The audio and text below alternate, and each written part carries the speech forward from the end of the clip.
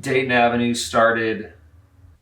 Uh, Dayton Avenue, I feel like, started really 4 or 5 years ago when Abe, Connor, and I started getting together every once in a while. Yeah, I think I would agree with what Joe said a couple of years ago. Honestly, it started a lot longer ago than that. Abe and I, we lived a couple blocks from each other on Dayton Avenue. And, I was walking down the street, saw our street sign, and my marketing branding mind was just like, I'm going to make a logo for Dayton Avenue.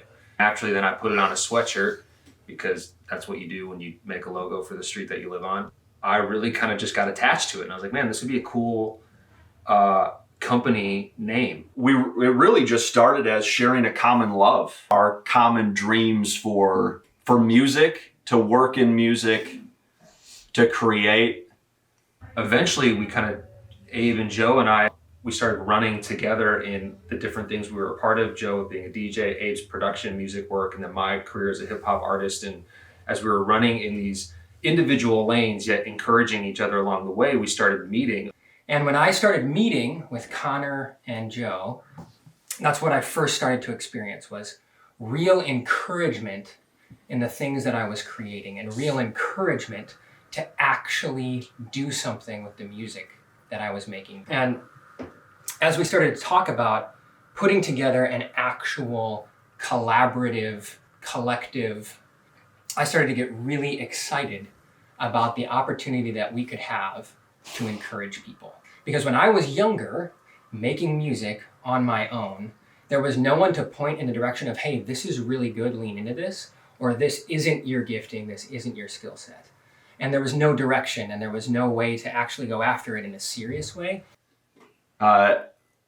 Really building a friendship and community around the fact that we loved to create experiences of joy and life for people, that was the happiest that we ever were, both for our families as well as for others. That's when we felt we were coming most alive in our professions, is when we were creating moments of happiness and life and joy for others. And I think that's a big part of chasing a dream, is taking it seriously and being around other people who take it seriously. Because if you don't, you get lost in this will never happen, and you get kind of buried almost alive in the fear and in the doubt. But when you have the privilege of running alongside other people who are serious about it and believe in it and believe in you, it's a game changer. And so we started meeting regularly, started praying, started pressing in, God, what do you want to do? How do you want to build this? We want to be a part of your work. We feel like you put dreams and desires on our heart. So that's what Dayton Avenue became from the very beginning, is a place where we could come to be believed in and encouraged, in not just our dreams, but in our marriages and in our family life and whatnot, and our 9-to-5 jobs that we're all working. And it was a really cool thing. And as that's grown, and as we've kind of pushed our careers down the line and the dreams that God has put on our heart, we were just like, how can we make this something that more people could have access to? And how can we formally invite other people into this? And that eventually became Dayton Avenue, the record label. I think that we have an opportunity in Dayton Avenue to influence culture in a particular way through music. Culture is something that gets into people's lives, and music in that way is something that actually gets into people's everyday. And I remember being on the bus in college and looking at everyone having their headphones in and thinking, I want to help influence what's in those headphones that everyone around us is listening to. And that's what I hope Dayton Avenue can do, is actually influence the music that people are listening to day in and day out. We just hope that this could be a place where we can believe in the gifts of the artists that we come in contact with. I think there are so many musicians and artists out there who have a great voice, a great creative talent, a creative gift, a vision, but no one has ever looked at them and said, hey, I think you can do this.